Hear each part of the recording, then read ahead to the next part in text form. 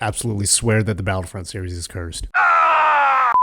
So as of recording this video, it's March 19th, and Aspire released a patch, it looks like, on the 18th. And Aspire released an update patch, at least on the Steam version of the Battlefront Classic Collection game. At least on their forums, it says that they're going to plan to release this also on the Xbox, PlayStation, and Nintendo Switch platforms as soon as they get approvals. I'll just go down and scroll through the planned updates really quick so you can kind of see what Aspire planned to address in terms of both Battlefront 1 and Battlefront 2 issues. The launch was horrible. Like, I'm just going to be real. It's one of, like, I was just super excited for this game. The game was nearly just unplayable online if you try to experience it. And the more forums and the more opportunities I get to jump into the single player version of the game, the more bugs that I'm seeing. Not just audio bugs, but also like missing cutscenes such as Battlefront 2. Essentially what I did today is I went ahead and installed the update and the patch, and I just wanted to jump back into some Battlefront, honestly, try to get some online matches. I jumped into Battlefront 2 first, and then I also jumped into Battlefront 1, and I just want to share my thoughts on the current state of the game and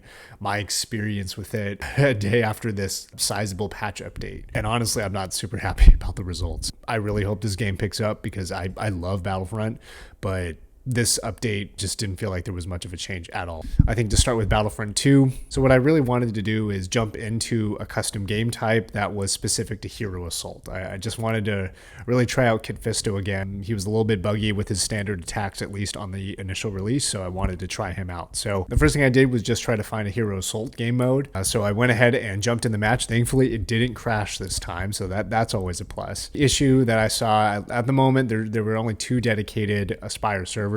The main issue that I'm seeing here is player count. At the time of this recording, it's a Tuesday evening Pacific time, and it looks like on the Steam reports that only around 2,000 players are currently online in total across the Steam Battlefront platform, and I'm guessing that's split between Battlefront 1 and 2 for the Classic Collection, so that's already not a super ideal sign. I mean, the game started at around 10,000 players at launch online on Steam, and now it's just dropped down to roughly 10%, which is super sad. The big thing that I want to note here, between the 4 matches that I found online, I barely found anyone. There were a couple matches that I played. There was one match in particular, I was the only person the entire match that was after joining a quick match for Battlefront 2. It just dropped me into a space battle. I was the only person the entire time in the lobby. No one else joined. And the most players that I got online in a given game was 3 in the Jabba's Palace Hero Assault game mode. First thing is the main menu, at least, or the character select menu. It looks a little bit weird to me. I didn't play the original PC version of Battlefront 2, but between the PlayStation and Xbox versions of this game, character select menu is a little bit weird. I don't hate it, but it just doesn't look like what I originally experienced back in the day. And I'm not really sure why they made the update or if this is still a bug. They did fix a few things like this super jittery respawn screen that was causing, like, for folks who might have epilepsy, it was just kind of like a lot of whiplash. Overall, I just felt like the game was just still unplayable. There was a lot of lag and a lot of hit detection errors that I still experienced. Didn't really feel like there was any change in the gameplay. Kit Fisto's lightsaber still feels a little bit buggy to use. Maybe this is, how we just operated in the original game. I didn't get a chance to play him in the original Xbox. Yeah, it just feels very difficult to use. And then the other characters that I'm familiar with playing, like Luke Skywalker, Yoda, Obi-Wan Kenobi, all of them still felt super buggy, and sometimes I would try to input like a block maneuver or force power and nothing would come out. And the biggest issue is just lag. Like there's hit detection that's taking forever, and I technically might be dead in the game, but my character is still swinging around with like half a health bar and doesn't register for a couple of seconds. And then the same issue happened when I finally came across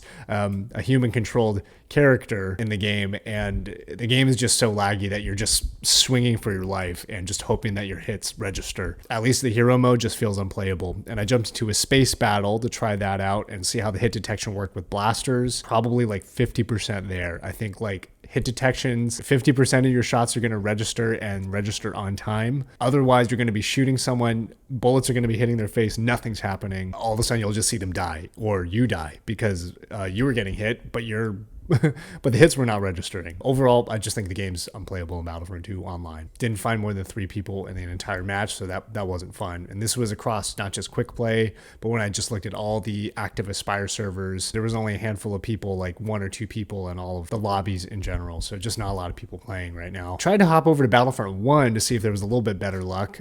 So for me, at least at launch, Battlefront 1 was the less buggy of the 2 games. Didn't have as many hit detection issues. This was around maybe 8 hours after the launch. I think they had actually launched the wrong version of the game. So there was a lot of bugs at that launch, which was wild, but I didn't experience that, at least in my playthrough. Game that I played wasn't too bad, but I feel like the version of the game that I played today was worse. I played only 1 match on Battlefront 1 on Camino, just general conquest game mode. It was horrible. Like, hit detection was...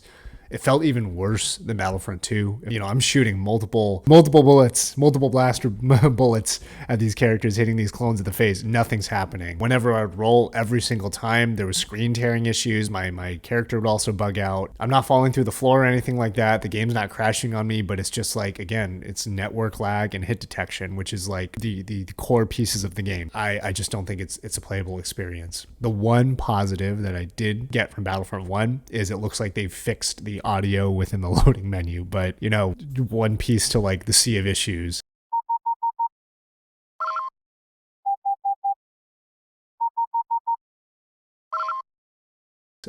Unfortunately, I was hoping for this first update to really fix a lot of the issues that we were hoping for, mainly just in terms of like network lag and hit detection, and just didn't get any of that. But again, it could be just like my Wi-Fi ping situation and the way it connects to the Aspire servers, but it seems like this is a recurring issue for other Battlefront players as well. There was only 4 of us in the entire Camino match, and this was over like a 15-minute game. When I went through the lobbies for Battlefront 1, I didn't really see too many open, and there weren't very many players online. So at least on a Tuesday evening, no one's really feeling Battlefront, and I wouldn't blame anyone, just given all the negative PR that came out. I think Aspire needs to make another update, fix the network latency, fix the hit detection.